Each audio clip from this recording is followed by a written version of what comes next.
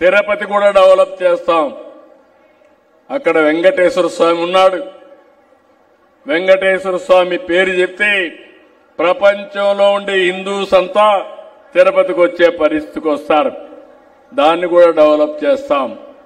కానీ మీరు పదే పదే మా మిత్రుడు పవన్ కళ్యాణ్ గారు చెప్తా ఉంటారు, రాబోయే 15 సంవత్సరాలు ఎన్డీఏ ప్రభుత్వం ఈ రాష్ట్రంలో ఉండాలనేది ఒక ఆకాంక్ష. ఈ ఆకాంక్ష అంటే దేనికోసం మీరు ఆలోచిస్తే 9 సంవత్సరాలు నేను ముఖ్యమంత్రిగా 95 నుంచి 2004 వరకు ఉన్నాను. అప్పుడే ఆ పనులన్నీ అయినాయి. తర్వాత వచ్చిన వాళ్ళు చెడగొట్టలేదు. అదే కంటిన్యూయింగ్గా పైకి వెళ్లేది కానీ చెడగొట్టలేదు. హైదరాబాద్ ఆ స్థాయికి వచ్చింది. మీరు చూడండి, ఇదే యంత్రాంగం, ప్రభుత్వ యంత్రాంగం, ఇదే రాష్ట్రం 5 సంవత్సరాలు ఈ రాష్ట్రంలో అభివృద్ధి జరిగిందా అని మిమ్మల్ని అడుగుతున్నా. జరిగిందా తమ్ముళ్ళు అని మిమ్మల్ని అడుగుతున్నా.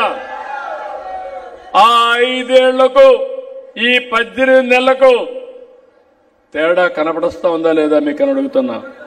కనపడుస్తుందని చేతులు పైకెత్తండి. అదే ఆ రోజుటికి ఈ రోజుటికి చూపించిన చొరవ. అదే గాని ఈ రోజు రోడ్లున్నాయి. అందరూ ఇక్కడ మిత్రులందరూ చెప్పారు, రోడ్ల విషయంలో మీరు చూస్తే చాలా సమస్యలున్నాయి. కడాన గుంతలు పడితే మట్టి కూడా పూడ్చలా. మన రోడ్లన్నీ ఒకసారి వేసాం, కానీ మళ్ళా వర్షాల వల్ల దెబ్బతిన్నాయి. మీ అందరికీ హామీ ఇస్తున్నా, జనవరి లోపల ఎట్టి పరిస్థితిలో కూడా రోడ్లన్నీ పాట్ హోల్స్ అన్ని పూర్తి చేసే బాధ్యత ఈ ప్రభుత్వానిది. ఆ తర్వాత కూడా మెరుగైన రోడ్లు ఇస్తాం, రోడ్ల వ్యవస్థ బాగు చేస్తాం. ఇలాంటి వినూత్నమైన కార్యక్రమాలతో ఈరోజు మనం ముందుకు పోయే పరిస్థితి వస్తాం. ఇంకో పక్కన నా ఆలోచన ఒకటి, తొందరలోనే ఒక వినూత్నమైన ప్రాజెక్టు వ్యవసాయానికి అగ్రిటెక్ తీసుకురావడం ఒకటైతే, ప్రతి ఒక్కరి ఆరోగ్యాన్ని కాపాడడానికి సంజీవని అనే ఒక ప్రాజెక్టు తీసుకొస్తాం.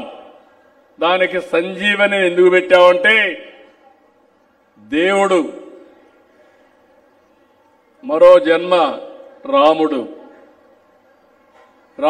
తమ్ముడు లక్ష్మణుడు యుద్ధంలో మూర్ఛపోతాడు.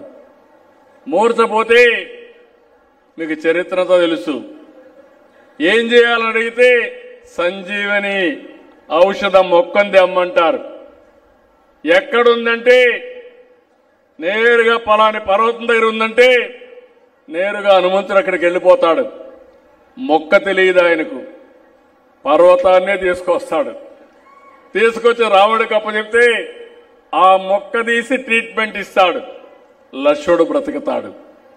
నా ప్రయత్నం కూడా మీ ఇంటి దగ్గరికి ప్రపంచంలో ఉండే వైద్య నాలెడ్జ్ని, మీకు ఏ సమస్య ఉంటే ఆ సమస్యకు సరైన మందునిచ్చే విధానానికి నేను శ్రీకారం చుడతాం.